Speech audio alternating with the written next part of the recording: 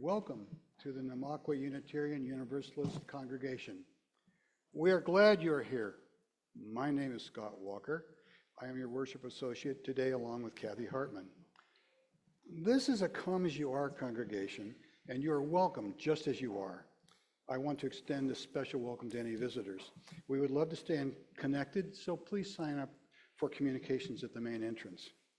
Here at Namakwa UU, we foster a beloved community that celebrates diversity, strives for peace and justice, acts mindfully for the good of the planet, and inspires spiritual growth through a free and loving search for truth and meaning. We honor the ground that we walk upon and acknowledge that this land is the traditional and ancestral home of the Arapaho, Cheyenne, and Ute nations and peoples.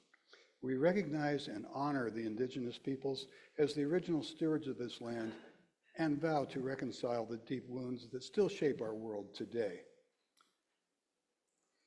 Now for some announcements. This week, on Wednesday, February 12th at 6:30 p.m. is the women's group.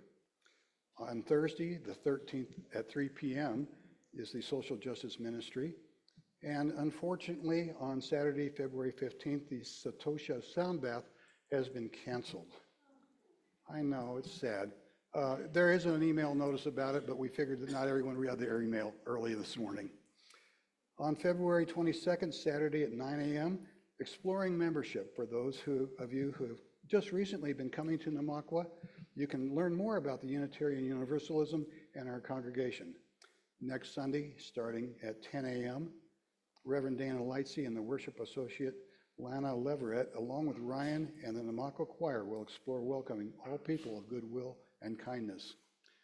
Please join us for coffee after service today, and thank you to everyone who's helped put this service together. And at this time, please silence your cell phones.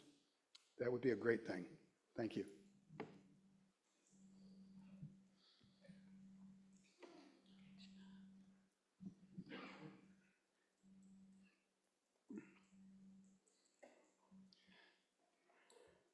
Good morning, everyone. One of the resources that we regularly and thoroughly use in this congregation is called Soul Matters.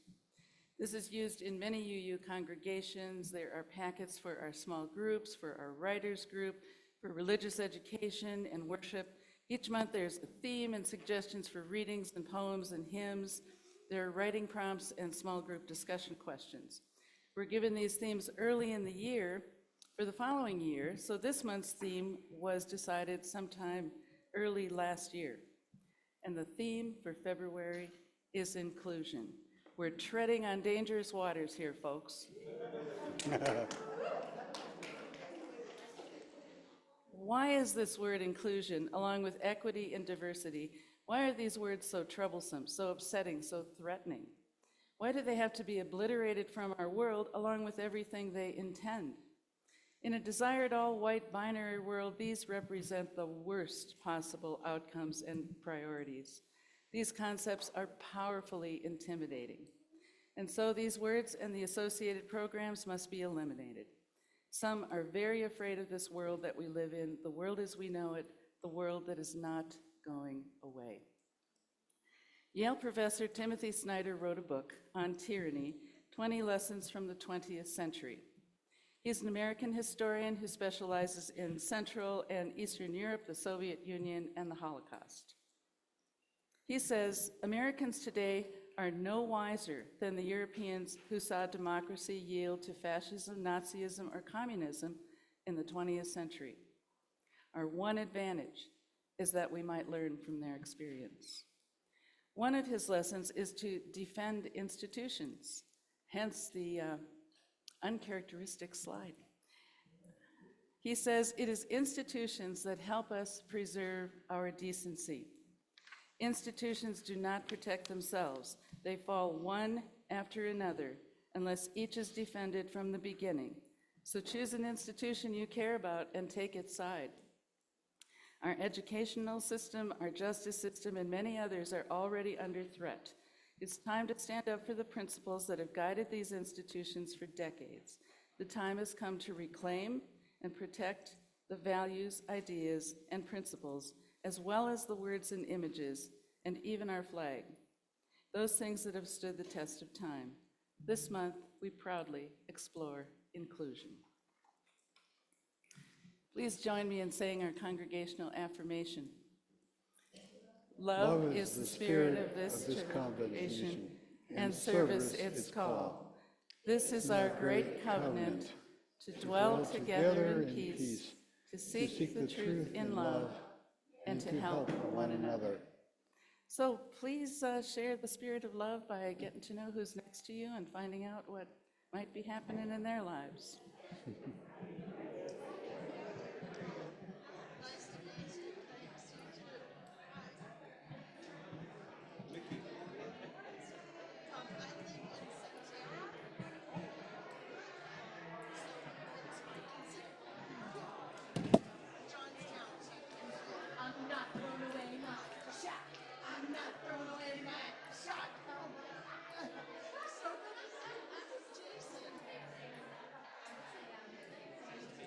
You see that? That was from Hamilton.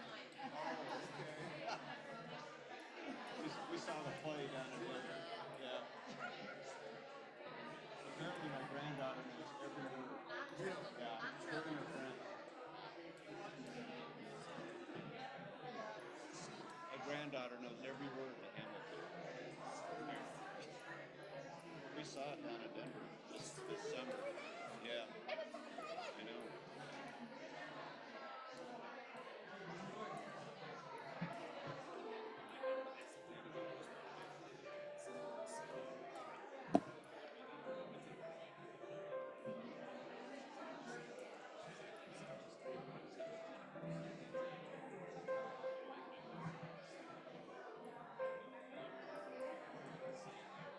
So if you notice what I'm doing is I'm cutting and pasting quotes in the chat, but I'm also sharing the screen.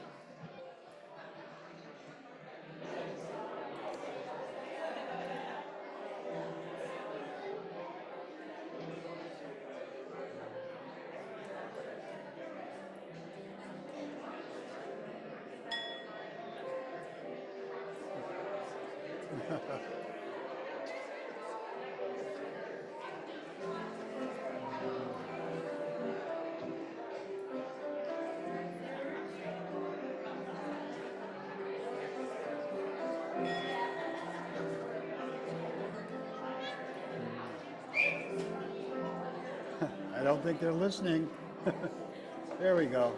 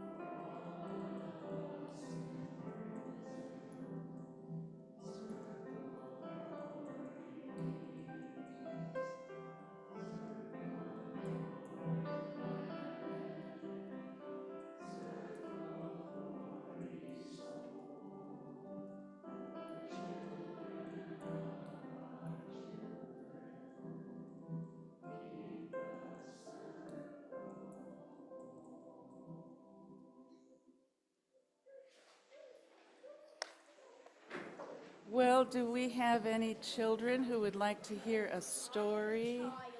All right, I'll take all childs. Whoops. I'm going to sit on the big chair. Yeah, she gets the comfy chair. We'll get the. Could you sit on the floor, please? Hi. You know what our book today is? All right, you've got a great new truck and you've got a great new car. What the heck is that? Dinosaur. Yeah. Sweet. Okay, let's focus on the book now, okay? So our, yeah, really. How about if we put we put one truck right here, and we put the car right here? Park them for, yeah, it's the park, right now they have to park. No, do both trucks. I hope the dinosaur, because if I want the dinosaur over there, then it's just going to step on the truck. And the book today is The Kindest Red, a story of Hijab and friendship. Oh, I thought that was the word red on it. Oh, good, you know the word red, excellent. All right, Mama holds up the dress, my sister Asaya's dress. Before that, Mama's dress, and now it's mine. I hug it close. I've been waiting a long time to wear it. Asaya does my hair, just like Mama taught her. She says, almost done, Fiza, just like Mama. I get to slide the sparkliest scarf pin into Asaya's hijab to hug it tight. Mama takes our picture day picture before waving goodbye. My kind, beautiful girls, remember you are strong and smart, and you can do and be anything, girls and boys. At school, my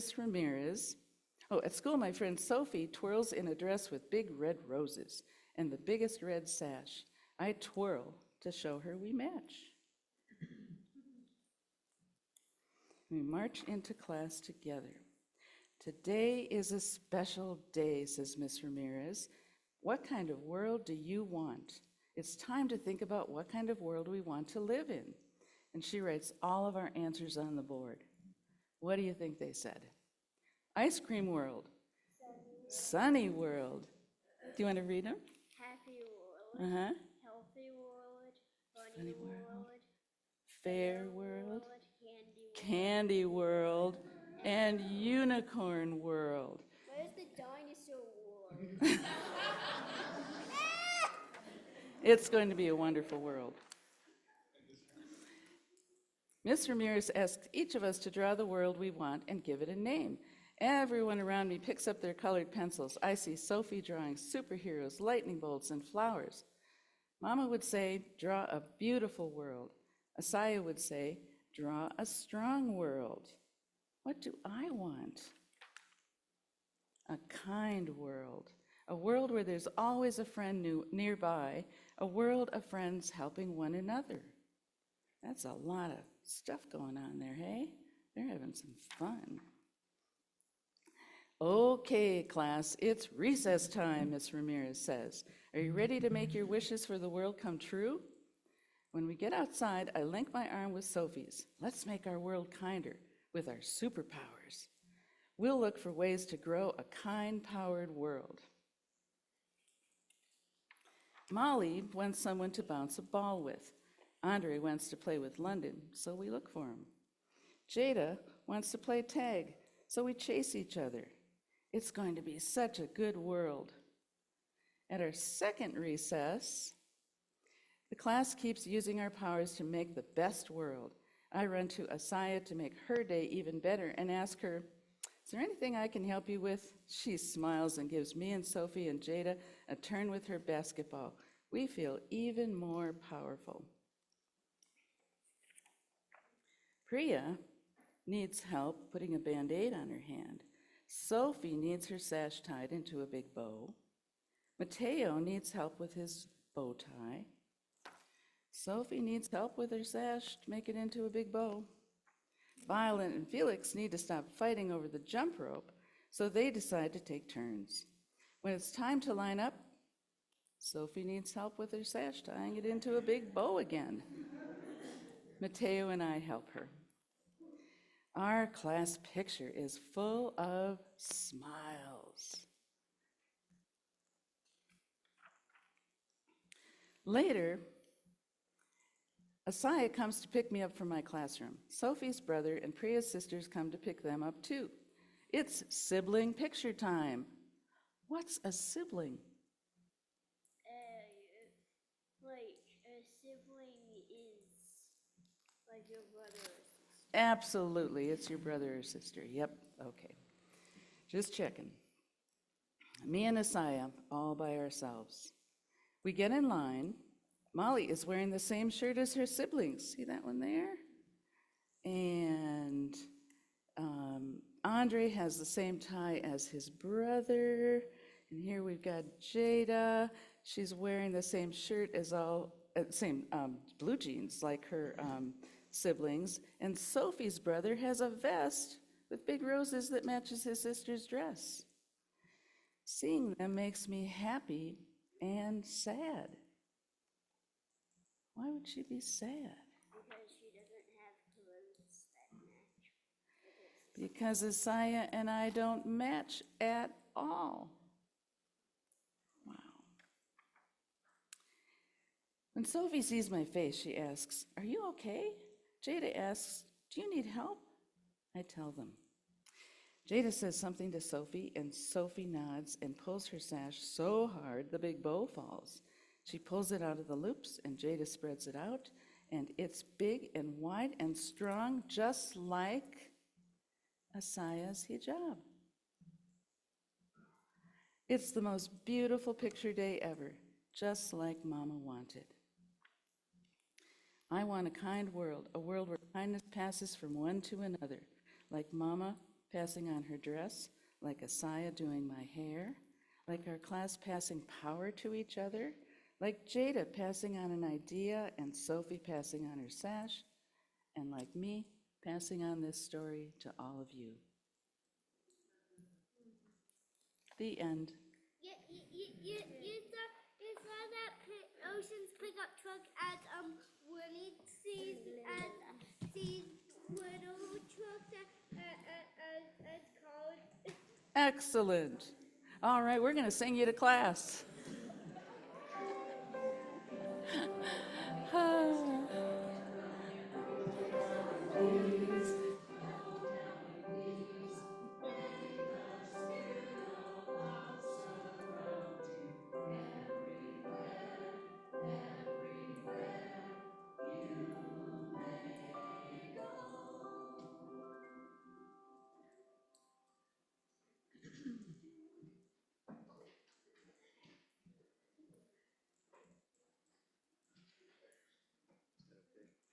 Today, we're going to light the chalice in honor of how inclusion and welcoming takes us all. Blessed are those who arrive early and open the church doors. May much be opened into them. Blessed are the greeters and all who practice hospitality. May they find welcome wherever they go. Blessed are those who nurture and guide our children and youth. May they in turn be nurtured and guided. Blessed are those who plan and lead our worship. May they deepen spiritually. Blessed are those who bring art and music into our church life. May they live in harmony and beauty. Blessed are the AV specialists. May they find meaningful connections. Blessed are those who manage finances and pay the bills. May they be called stewards of the church. Blessed are the coffee makers and food sharers. May they be nourished. Blessed are our elected leaders. May they find and practice wisdom. Blessed are the committee members. May their time and devotion be rewarded. Blessed are those who lead small groups. May their kindness be returned. Blessed are those who care for people in need. May their own needs be met. Blessed are those who work toward justice, that fairness may one day flourish. Blessed are those who care for our building. May they find good shelter. Blessed are those who come to services on Sunday and who contribute to the church in a myriad of other ways. May they find fulfillment. And blessed are those who make sure the church is safe.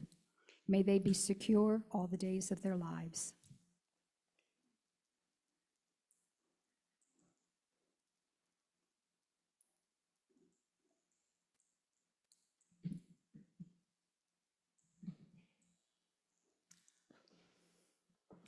Thank you, Rebecca. That's Rebecca Williamson, our board president. So each week we gather together here for a variety of reasons, but one of them is to walk our talk. So we do a half-plate offering each Sunday, and half of the proceeds go to a nonprofit in our area that is doing good work. During the months of January and February, we are contributing to Wellspring Health Access, guided by their motto, "Your decision, your choice." They are deeply committed to providing compassionate, safe, and supportive reproductive care in a secure environment. Your contributions will help support their mission to create a safe haven for those seeking reproductive health care. Together, let us affirm the values of compassion and choice by supporting Wellspring Access in their vital work. Please be your usual generous selves.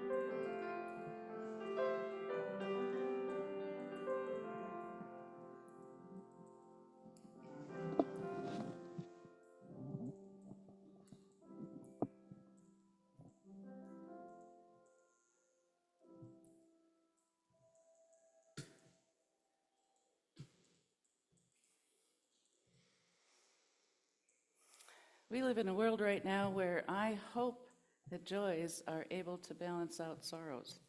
But there's a lot of stuff coming at us, and one of the reasons we get together each week is to support each other and to be able to express those things. So if you have a joy or a sorrow, brief and personal, that you would like to share, we've got a microphone for you. Anyone have something they'd like to share? Sue? Why don't you say your name? I already said it, but you can say it again. Hi, I'm Sue Matthews. I do have a joy. We had such a wonderful time at a rally the other day, yesterday. Can you hear me? Is it on? Hello? Test? Oh, nice, Kathy. It's turned off, turn it on. Okay, it's on. Bill says, turn it up. We had a rally yesterday, and some of the Namakwa people came, and it was wonderful. We had like, I don't even know, we didn't even have 24 hours notice that we were going to do it. But we all met at the corner of Sprouts area, where there's a lot of traffic, and then we ended up at Tesla. And we had signs, And it was wonderful. I mean, and the joy of it is, yeah, we had some big testosterone trucks blowing us off, and one kind of came close to us, you know, when we were on the sidewalk. But maybe about 6 of them. But I would say about 70 people were just yay, hooray, and out their window with the thumbs up and honking their horns. And it felt good to be in Loveland yesterday. Let's keep all those people, protesters, and all the rest in our hearts. Pete?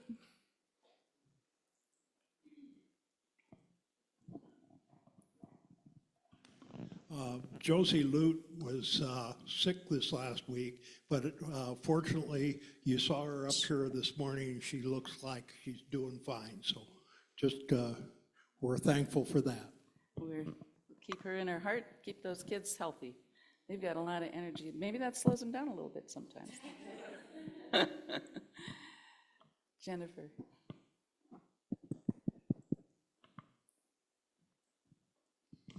Gary and I went up to paint in the park on, I guess it was a week ago, Tuesday, so I forgot to say this last week. But when we got up there around Sprague Lake, we hiked around to the other side. I wanted to paint a certain scene.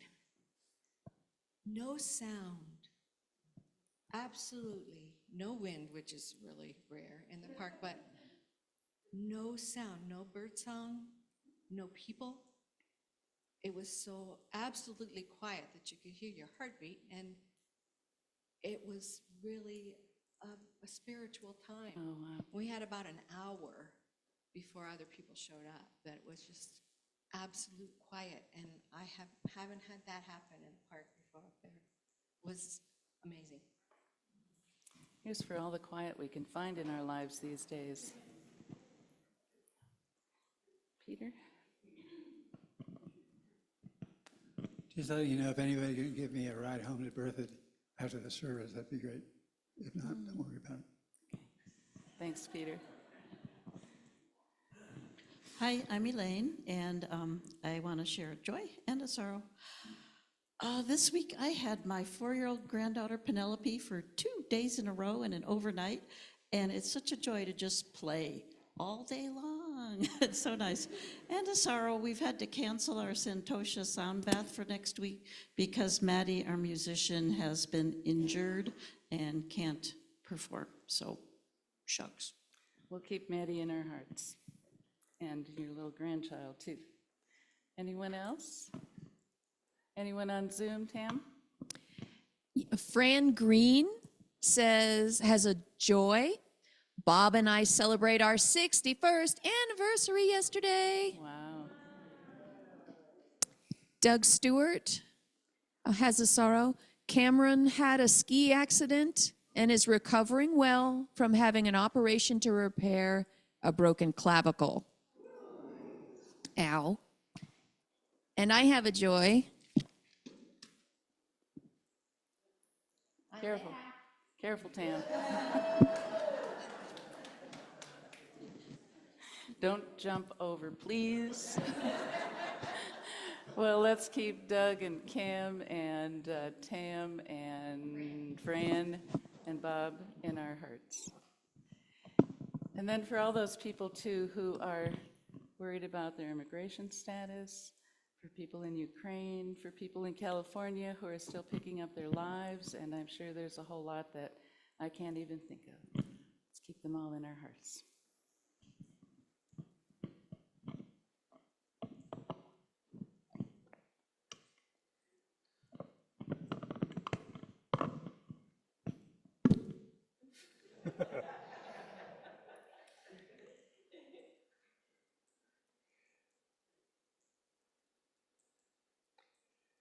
Inclusion is a slippery, multifaceted concept. From the idea that we should welcome strangers and people different from us into our midst, please note the use of the word strangers and our midst, to the things that make us unwilling to accept others, the concept of inclusion is a complex and fascinating concept. This morning, I'd like to talk briefly about a human emotion that frequently gets in the way of our desire to include others. Fear is one of the most misunderstood and strongest of all human emotions, and one that causes many human failings, including an unwillingness to welcome people who are different from us. Why are so many afraid of those who are different? Why are some afraid of unhoused people? Fear that they won't understand me, or that I might not understand them? Are we afraid of crime, of being hurt? Are we afraid of lowered property values? Why are we afraid of things that are stereotypes that may not have any basis in reality? Why are some folks afraid of rich people, poor people, or people who may have different values? Why are we afraid of people who we perceive are doing better in life or are more accomplished in life than we think we are? Are we ashamed? Do we feel inferior? Or are we just scared? Some people are not afraid to include people who are different. What makes this happen? They may not include people of different colors, but they may include people with disabilities or of a different religion. My guess is that at least somewhere in their life journey, the unafraid person has communicated with a person that they were afraid of. Communication is the key to inclusion. Yes, communication requires overcoming fear, but the rewards of overcoming fear are very powerful. Later this morning, Kathy is going to tell the story about a young woman who was living in a group of very disconnected people. Emily overcame her fear and told her story. By doing so, she was able to draw the group together and to be included in the group. She was able to draw support and caring from this group just by being brave enough to communicate her story.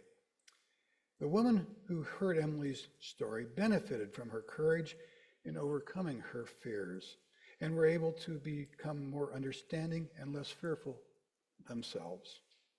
In short, Emily's willingness to overcome her fear allowed her an opening. Now, here's an experiment. Imagine the following. Someone just came bursting into our sanctuary, pushing a shopping cart full of stuff, wearing 3 hats, singing a sea shanty, and was accompanied by a puppy. I am willing to bet that there will be at least as many different reactions as there are people in attendance. I expect that there would be a wide range of reactions, from fear, curiosity, anger, empathy, and other things. But I wonder how many of us would strike up a conversation and try to learn about this intruder in our midst. Would we be willing to hear their story? Would we welcome this person? Would we include them, or would we just focus on the puppy?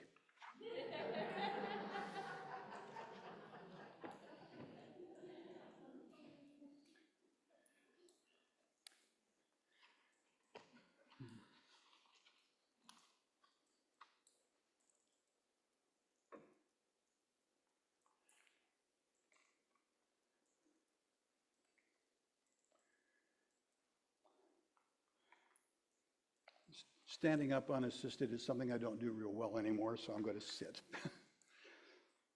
Okay, I'd like to invite you all into a space of meditation. Breathe in slowly now. Breathe out. Breathe in gently now and breathe out. Listen to your breath. Listen for another's breath. Whether you are here in the sanctuary, at home, with a family member, or a cat, or at the local coffee shop. Listen. Now, place your hand on your chest, or do so for another if they need and want your help. Again, slowly now, breathe in and breathe out. Some of us hear with our ears the sounds we make. Others, the sounds they make. Some of us hear with our eyes, watch lips and hands and arms and body movements. Some of us hear with our bodies, feel vibrations in the air and on our skies. Slowly now, breathe in and breathe out. Listen in the many ways you know how. As we breathe together, some of us on our own, some of us with help. So too do we live together. Gently now, breathe in, breathe out. Breathe in, breathe out. Together and apart. We are many and we are one. Breathe in, breathe out. Listen in the many ways you know how, as we together enter into the silence.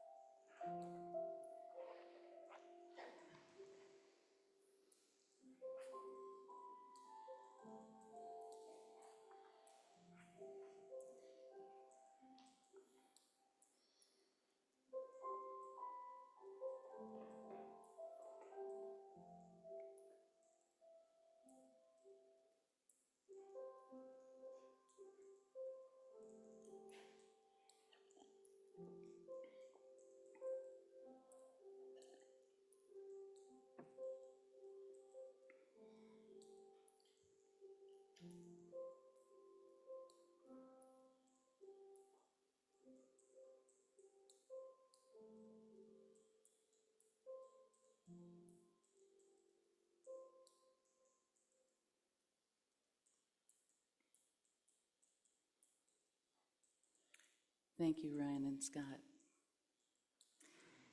It was in my college years, and I was going through a difficult time. It was the Vietnam War years, and I was very engaged in protests and teach-ins. I was struggling to define my future as a student. As I said to the political science professor in my intended major, why would I come to class when everything I need to know about politics is happening in the streets? And importantly, I was having relationship issues. I moved into the Groves Women's Cooperative for a room of my own in an old mansion that served as a place for women to get their feet under themselves. Most did not know each other.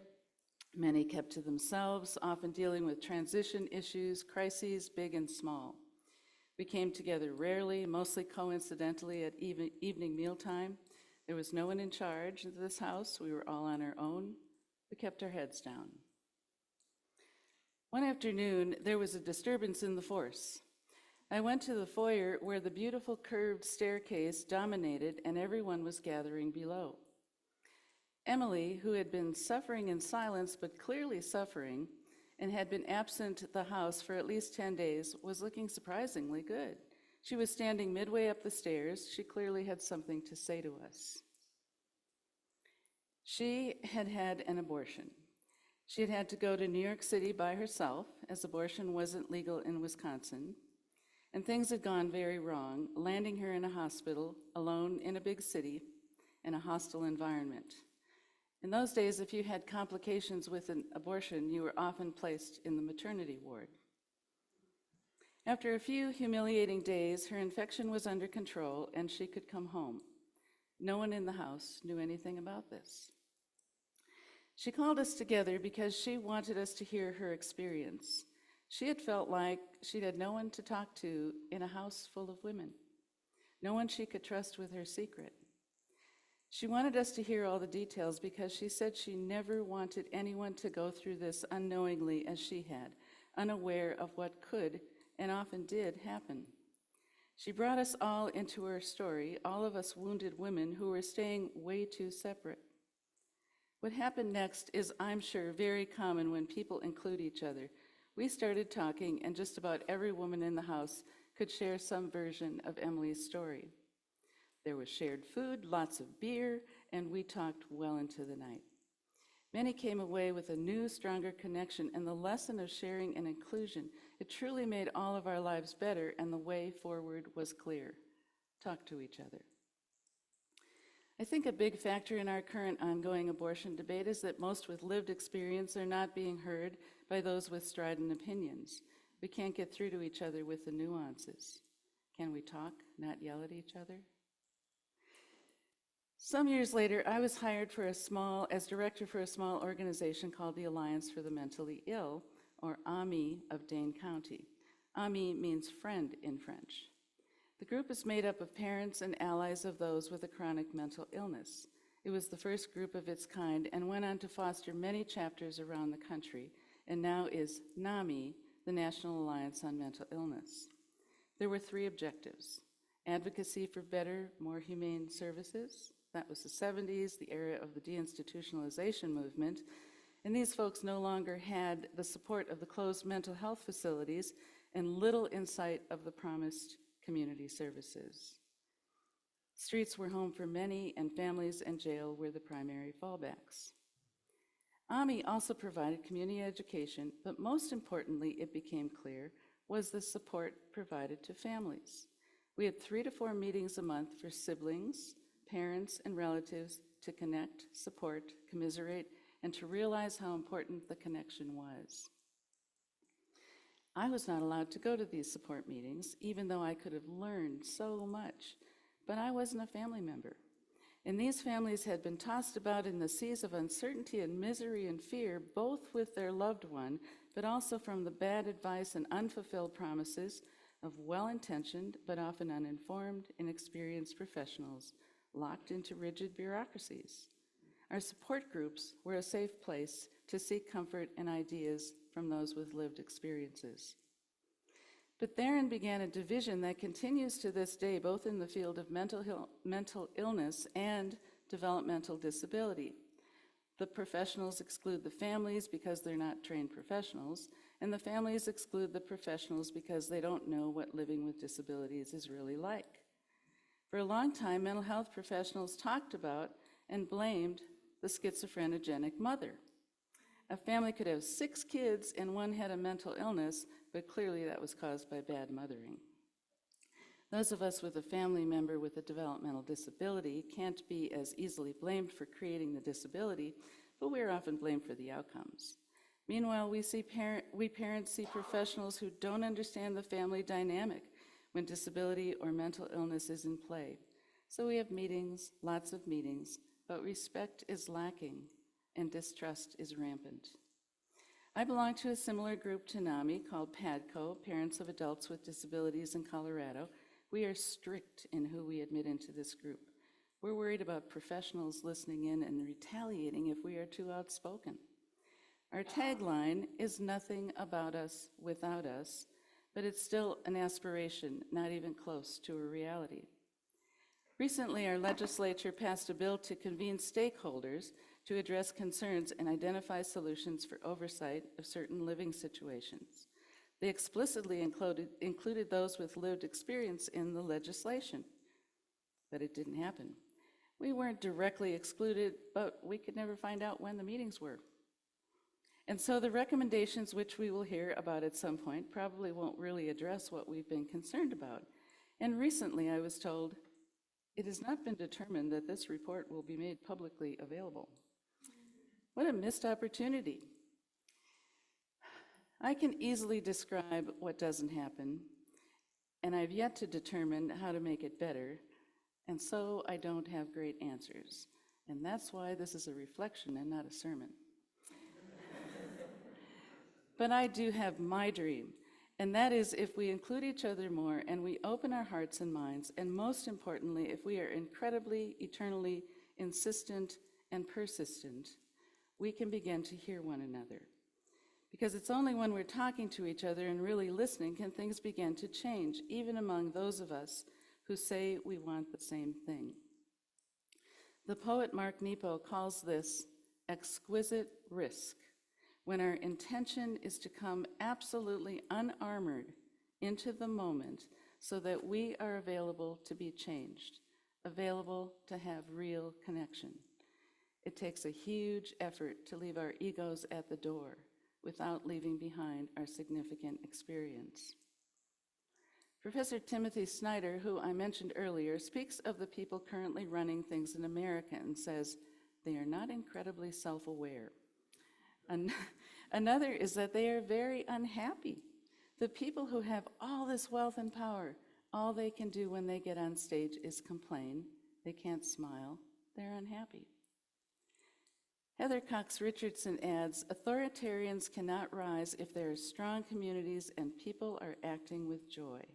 You need despair and anger for authoritarians to rise. Whatever these things are that you bring to the community, do them and do them with joy. I hear that's exactly what happened on Friday night at Community Kitchen with all of you volunteers that were there. Continuing to do these things says to an authoritarian, you have no place to root here.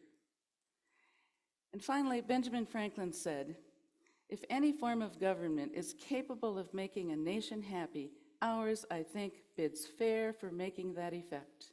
But after all, much depends upon the people who are to be governed. In solidarity, there is often much joy. May it be so.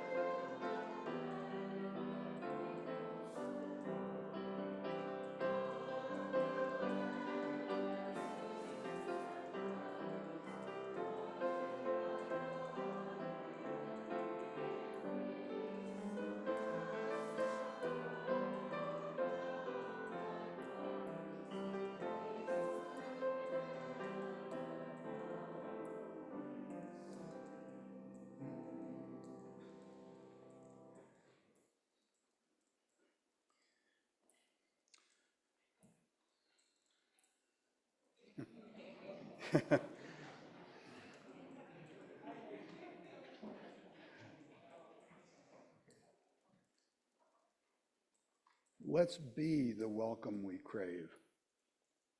Open hearts, arms outstretched. Let's embody radical welcome and unquestioning love. Let's be the welcome we crave, deeply hearing voices and hearts. Next page. Let's be the welcome that we crave, enriching, understanding. Let us embody the community we crave together. Join us for coffee and conversation. Parker Hall behind the sanctuary.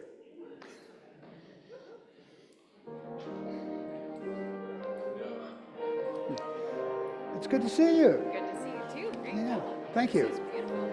Thank you, appreciate it. How have you been? So